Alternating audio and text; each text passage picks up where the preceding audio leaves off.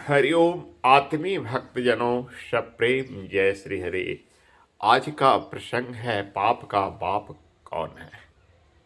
तो कहानी को ले चलते हैं इस प्रकार से। तीन सूरवीर किसी काम के लिए जा रहे थे अपने अस्त्र शस्त्र से सुसज्जित होकर। रास्ते में उन्होंने देखा एक यात्री को किसी ने मार कर डाल दिया है।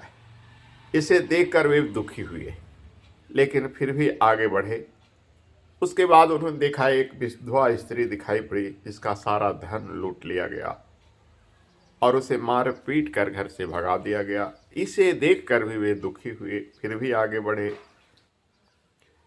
तो कुछ दूर पर जाकर देखे एक बधिक हत्यारा बहुत सारे पशु पक्षियों को मारकर जमा किए हुए है। उसका तो यही कार्य था। इसे देखकर भी दुखी हुए कि निरपराध पशुओं को मारना महापाप है। कुछ दूर आगे चले तो उन्होंने देखा एक जमींदार का आदमी कर लेने के लिए यानी लगान वसूल करने के लिए किसान को मार पीट रहा है, बुरी तरह से प्रताड़ित कर रहा है। ये चार घटना को वे देखकर तीनों इतने दुखी हुए कि बोले कि पहले हमको पाप का बाप पता चला ना, आखिर इतना पाप होता क्यों है। चल बोले जिस काम से जा रहे हैं आज हमको काम नहीं करना है और इन सारे पापों को खत्म कर देना है।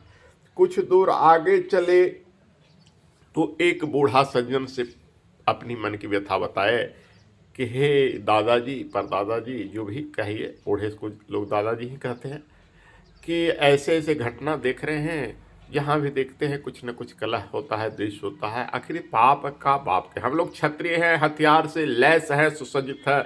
आप हमको बता दीजिए तो हम पाप के बाप को मार देंगे तो पाप होगा नहीं। बूढ़ा मुस्कुराया और बोला बेटा पाप के बाप को जानना चाहते हो तो देखो सामने पहाड़ की खोह में जाकर देखो, वहीं छिप कर पाप का बाप बैठा हुआ है। वो तीनों दोस्त जो थे क्षत्रिय भाई खोह में गए। खोह में जाने से उनको डर नहीं लगा क्योंकि उनके पास हथियार थी।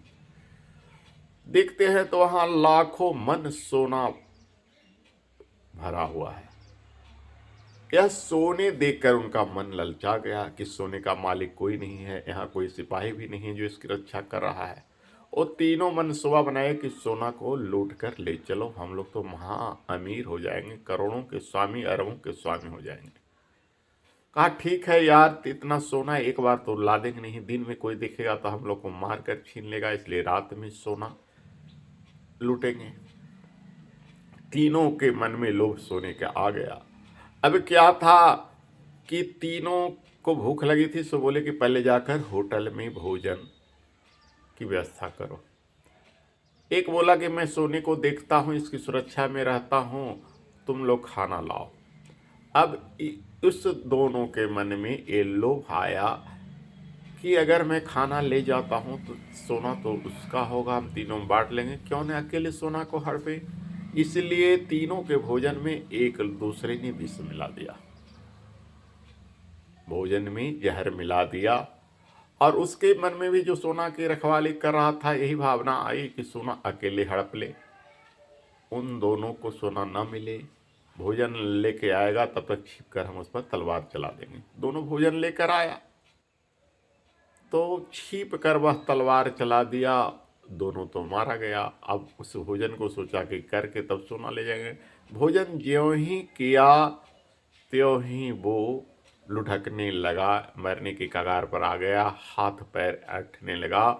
उधर से जो वृद्ध सज्जन गुजर रहे थे उन्होंने देखा, मुस्कुराते हुए कहा कि बेटा पाप का बाप यही है, तुमने देख लिया, तुमने वो दोनों को मारा, वो दोनों ने तुमको मारा, इसलिए सोना किसी को नहीं मिला।